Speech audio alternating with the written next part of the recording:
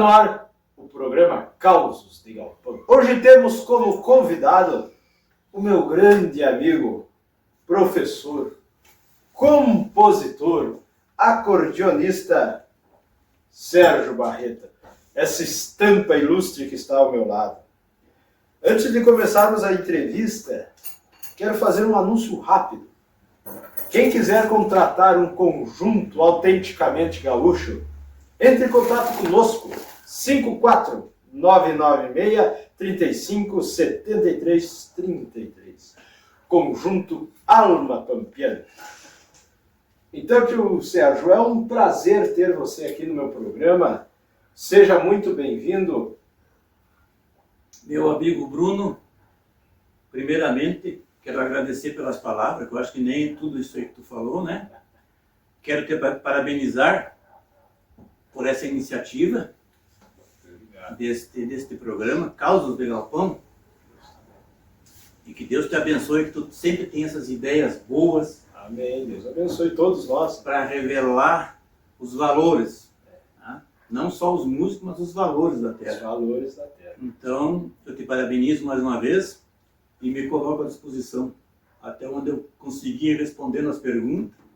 Eu que agradeço, seu Sérgio. Eu devo ressaltar que acho que muitos poucos são os que moram em Vacaria, têm o amor e o carinho que eu tenho por Vacaria e o pessoal daqui. Realmente, a Vacaria, a terra das tradições, né? Terra das tradições. E a gente tem que amar a terra de onde a gente veio. A gente tem que amar a tradição a qual a gente foi beneficiado, porque essa tradição gaúcha é maravilhosa. É uma tradição lindíssima, repleta de coisas que, olha, não sendo uma pessoa ignorante, mas muitas culturas não têm. Não, é uma cultura nossa e que dificilmente o Estado que tem um amor pela cultura que nós temos, né? Justamente. Tem pessoas que ficam admiradas, mas se eles fizessem um pouquinho, até acho que já fomos mais, né? Mas se fizessem um pouquinho que nós fazemos pela cultura, não precisa eles se admirar pela nossa cultura, a gente admirava deles também, né? Então, tio Sérgio, vamos começar a entrevista. Como é que começou o músico Sérgio Barreta? Pois o músico, eu acho que eu até já tocava na barriga da minha mãe, sabe? Porque eu venho de família de músico, né? Tenho meus tios que foram músicos profissionais. E eu lembro, Bruno, que desde que eu me conheço por ser humano, eu sempre fui apaixonado por música.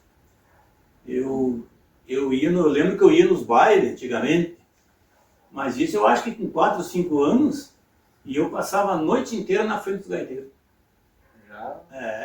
Sempre fui. E a música começou muito cedo para mim. Naquela época, a dificuldade que a gente tinha, que era muito difícil, financeiramente era muito difícil naquelas épocas. Eu acho que todo mundo sabe, mas alguns não sabem que o meu primeiro instrumento foi o violão.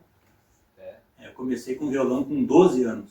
Acho que comecei tarde, mas é que naquela época, a gente lá, porque eu venho do sítio. Eu sou vacariano, mas eu me criei no interior de Muitos Capões. Até meus 30 anos eu fiquei por lá, mas tocando. Então com 12 anos eu comecei no violão, aí eu toquei violão até meus 19. Isso em 78 eu comecei no violão. E fui começar na gaita daí em 85. Que daí eu consegui, o pai conseguiu e a mãe lá de comprar uma gaitinha que eu tenho até hoje. É uma Mascarenhas 80 baixos. E daí fui, já tinha ouvido, sempre tive ouvido mais ou menos bom para música. Aqueles acordes, aqueles solos. Na época comecei no violão, eu tinha apenas um método, que mostrava como é que era Ré maior, como é que era Dó maior. Tinha as levinhas, né? Era um método, na verdade, não lembro o nome do método. O violão até era emprestado. Depois que eu fui comprar um Giannini, aquele Giannini bem antigo. Sim, os que eram trabalhados ali? Acho que era o Tocador Giannini, parece que era esse nome. Trovador Giannini, é esse aí.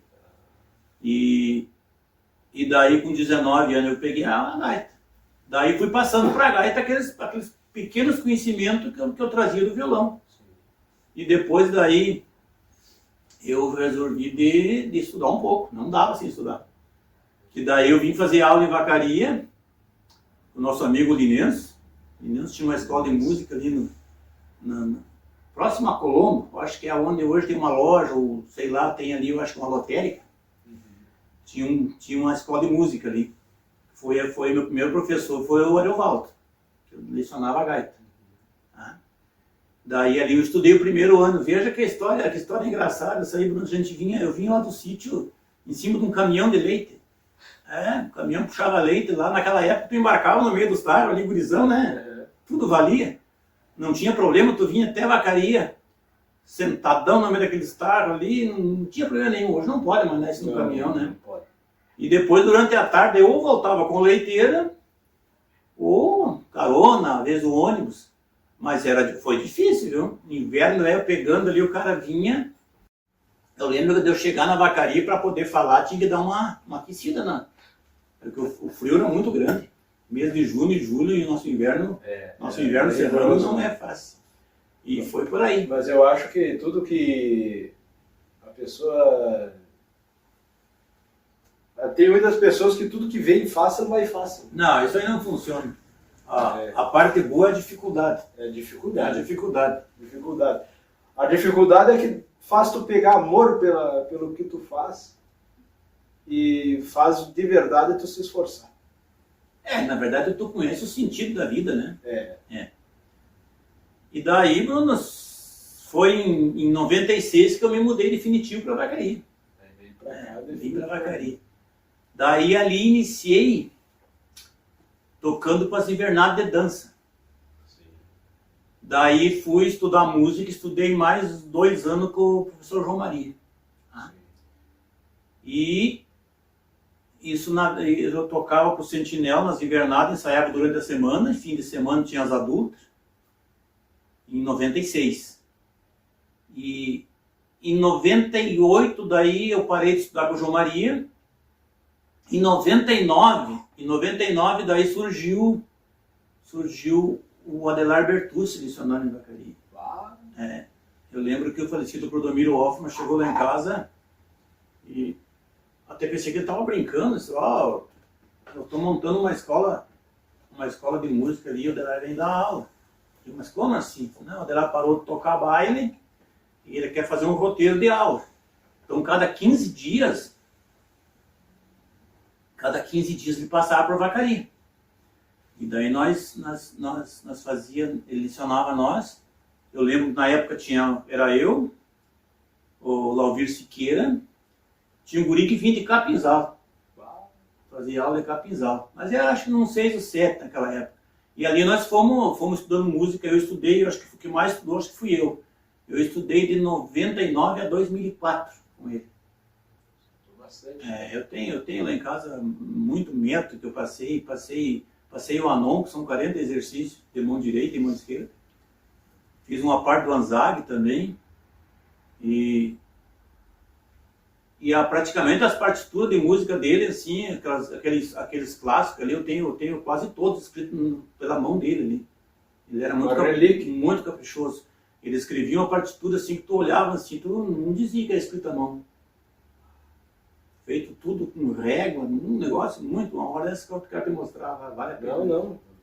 É uma coisa que tu tem, é uma coisa única, né? Uma relíquia hoje em dia. E daí ali, naquela época do ICTG, eu toquei, teve o rodeio, que eu cheguei a tocar para 3 ICTG. Sentinela, Ginetes da Tradição, eu toquei 2 rodeios, que daí o Marcelo na época lecionava o Sentinela, ele lecionava o Ginetes da Tradição, Caxias. E daí ele me levou lá para fazer uns rodeios. Mas eu vou te contar, chegava num rodeio assim, de eu tocar para 2, 3 CTG, não era fácil. Era complicado. Quando dava um espaço de tu, entre um CTG e outro, para tu dar uma pensada nas danças, agora aconteceu de subir 2 CTG juntos. Né? Daí não era fácil. E não pode errar de nada, né? Tem que ser tudo em cima. Não pode errar. Graças a Deus, eu sempre fui muito era bem ligado, sabe assim. Então eu nunca errei dança. Mas a tensão era muito grande e a gente ficava nervoso, né? E tudo que diz não pode errar, o músico já se Complica, né? Ah, daí tu passa a carga, né? E fica pesado, né? Daí, Mas me diga uma coisa, Sérgio. De todas as histórias que tu tens, qual que tu diria assim, essa é a mais engraçada de se contar? Bah, mas tem muitas histórias engraçadas, só que tem umas que não, as mais engraçadas não dá para contar. As mais engraçadas não tem como contar. Mas uma história assim, eu tava pensando, que eu achei muito engraçada, sabe? Eu me lembro, nós fomos eu fui tocar um rodeio. Eu não lembro onde que era, mas me parece que era Tapeira. Tapeira é uma cidade próxima a Espumoso. E a gente naquelas viagens, assim, tu chegava com aquele sono, cara, de manhã cedo, assim, tu saía, tu matava a noite, né? Tu ia sair à meia-noite, tu não dormia nem antes e nem depois, dava aquelas cochiladas no ônibus. Essa história é engraçada, eu me lembro que nós chegamos no rodeio, eu me acordei, cara, assim, olhei no vidro do ônibus, tinha 2 brigando, cara. Facão. Nossa, que facão. Um facão de mais ou menos, eu acho que uns 40 centímetros de lâmina. E aquele cara assim passava o outro sem camisa, e cada um pranchaço que ele dava nas costas dele, ficava aquele vermelhão. E o cara correndo e o facão pegando. Então essa história aí. Tu ali, sem saber o que tá. Sim, o cara acordar com aquela cena na frente. Então foi uma cena que eu achei muito engraçada. Até hoje não sei quem é que era. Só sei que passou aquela cena na minha frente, o facão pegando. Mas não de lado, sabe? De prancha. Sim. Mas que então essa foi uma história assim que eu não me esqueci mais, sabe? Muito engraçada. A gente não se esquece, né? E a mais assim que tu diria, a mais interessante? Mas a mais interessante, cara, eu sempre tive muito medo de serra. E uma vez na Serra do 12, nós fomos fazer eu me lembro que era uma madrugada, e na primeira curva, não sei se tu conhece, ali a Serra do 12, ali, é do Rio do Rastro, acho que é, né? É isso, né? E o ônibus não venceu aquela curva, e eu sempre tive muito medo de serra. Eu me apavoro com a altura, sabe? Sim. E o ônibus chegou ali e não conseguiu vencer, o ônibus carregado, né? Sim. E o motorista tentou umas 3 vezes, cada uma vez que ele tentava voltar de ré, ele ia um pouquinho para frente. E daí, quando chegou numa hora, carçou, a frente do ônibus encostou na mureta. Daí eu falei para ele assim, ó, não me leve a mal, mas abra a porta, nós vamos sair. Sim. Daí ele abriu, daí nós saímos do ônibus. Eu não sei qual que foi a ideia dele, porque se dá mais uma tentada, a mureta não ia resistir. Ora, um ônibus carregado, né? Daí ele meio apagava o ônibus quando voltava de ré, né? Mas essa história, ela foi com o Sentinela, né? Foi com o Sentinela. Acho que meu irmão estava junto dessa vez, né? Eu não lembro, com a mãe? Meu pai não era coordenador nessa época. Eu não lembro se ela... Poderia até ser, mas eu não lembro quem era coordenador. É porque eles me representam que eu já ouvi essa história. Eu acho que, de repente, já contei essa história também, eu não lembro. Mas essa história aí foi... Bah. Meu pai, quem não sabe, meu pai foi coordenador do Sentinela, né? Eu lembro que foi coordenador. Meu irmão dançou, meu irmão só aprontava, né? Teu irmão chegou numa época que ele também era cantor, né? Ele chegou concorrendo nos rodeios, que eu toquei pra ele. Chegou, de vez em quando nós montamos, eu acho uma pena que ele tem nós casa tão bem as vozes, mas daí um faz uma coisa, outro faz outra, e a vida não deixa a gente montar uma dupla. E o gosto é o mesmo? O gosto é o mesmo. Eu comecei a cantar por causa dele, né? Então o gosto é o mesmo. Ele tinha uma voz muito boa, né? Tinha um grave muito bonito. Quem viu ele cantar, ganhava muito. Né? Vamos chegando com o quadro Gente da Nossa Gente. E nada mais bonito para este quadro que o próprio filho do entrevistado, Luiz Henrique Barreto. É contigo, tio Luiz.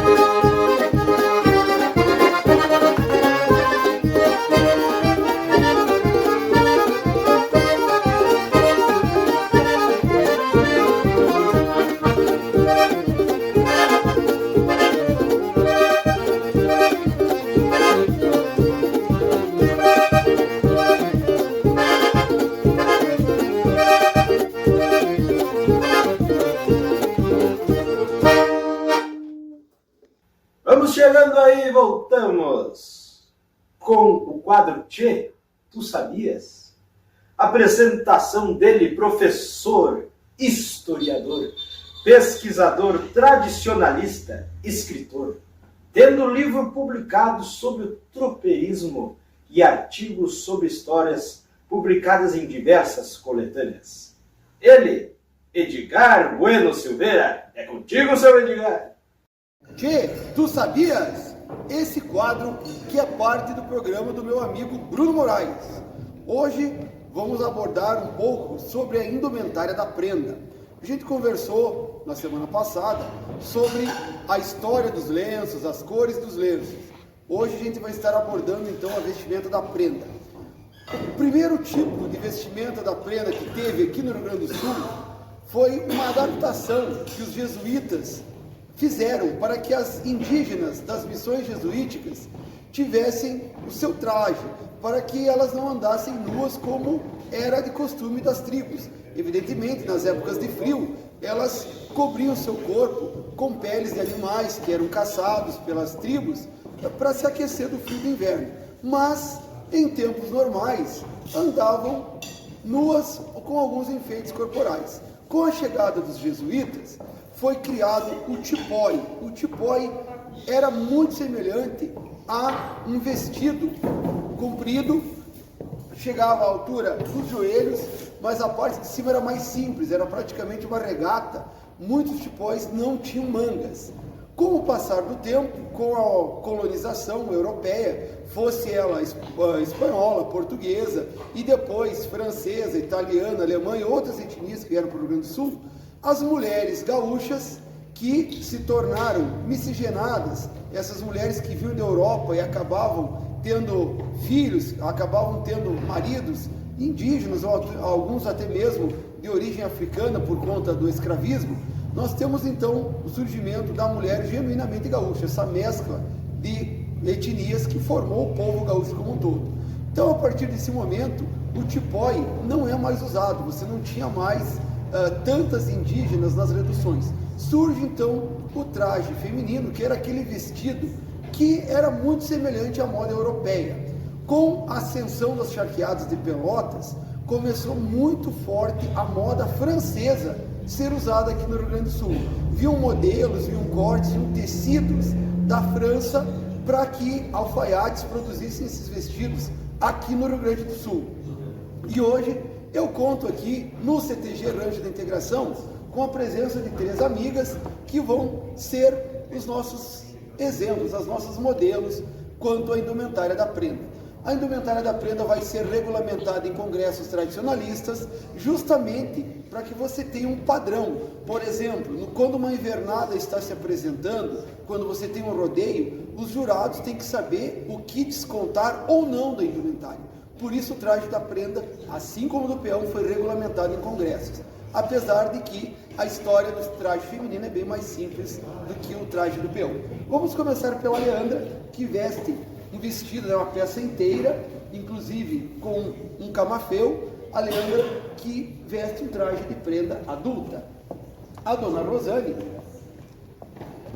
que está com um traje, a camisa com botões e a saia, e a senhora Jaqueline, que inclusive, até por conta da temperatura hoje, com um palinho. Por favor, pode abrir o palo lá, Dona Jaqueline.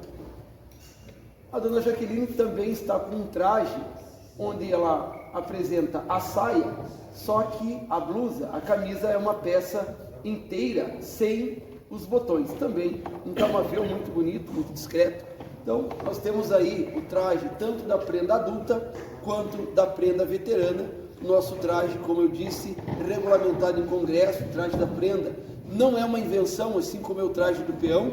Então, para vocês conhecerem um pouquinho dessa indumentária gaúcha, no caso da prenda. Tchê, tu sabias? Se não sabias, agora sabe. Bruno Moraes, meu amigo, é contigo. Voltamos ao lado do meu amigo Sérgio Barreto. Sérgio, fala para nós hoje, quantos alunos em média tu tens no teu dando aula ativamente? Pois olha, Bruno, eu conservo sempre a média de 20 alunos. Eu acho que passou de 20 alunos, tu já não consegue fazer um trabalho mais que fique bom, que fique bem feito. Então, ali por 20, 21 no máximo, eu dou uma segurada, sabe? Sim. E nesse tempo aí já passou muita gente, viu? Eu acho que eu tenho toda a lista no computador lá, passou de 300 alunos já. Muita gente, muita gente. Graças a Deus... Difícil até lembrar o nome às vezes, né? Essa é a situação assim de criança assim, que a gente deu aula, que hoje chega aí, tu encontra aí, tu não... Não te lembra, né? Não, tu tem que perguntar, tu tem que chegar a se informar de novo. Ali tu foi teu aluno, mas então vamos começar do começo. Tu foi meu aluno quando, como é teu nome? Porque... Mas eu tenho todos eles lá no computador, tudo o nome certo e o ano lá. E tinha aqueles encerramentos também que o senhor fazia, né?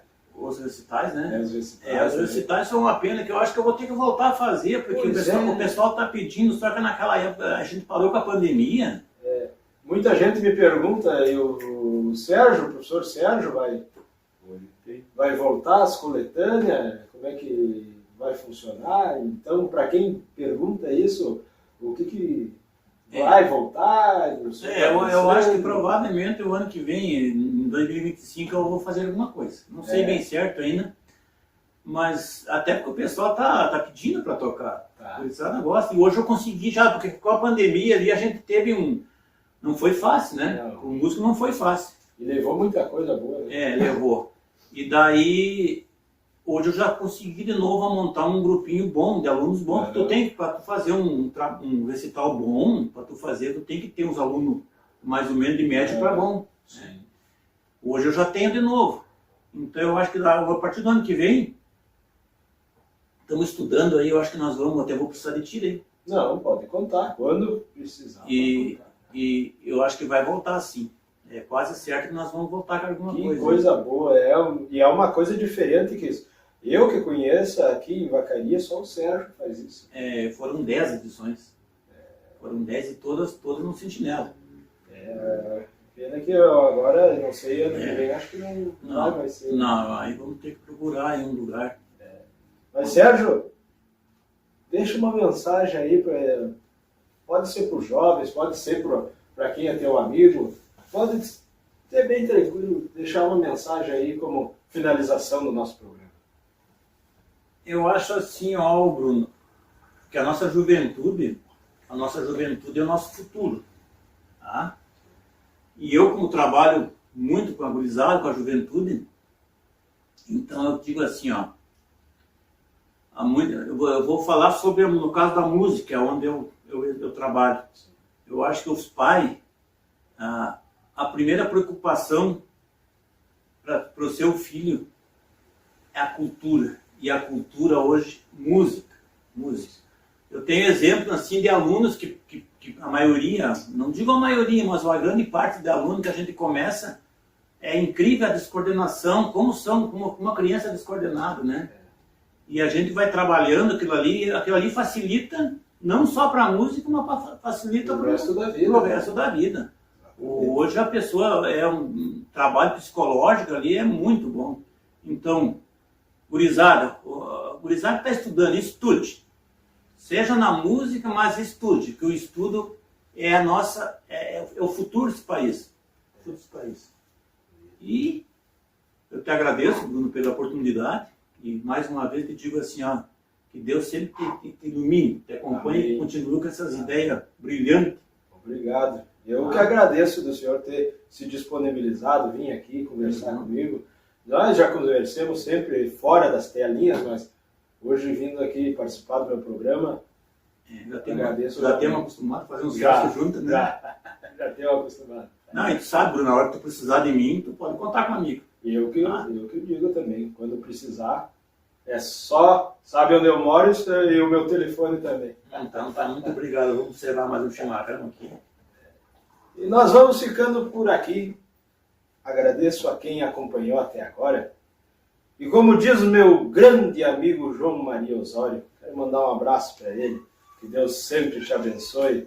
E também dizer que te abençoe nesse momento que o senhor está passando aí de saúde, que se recupere logo.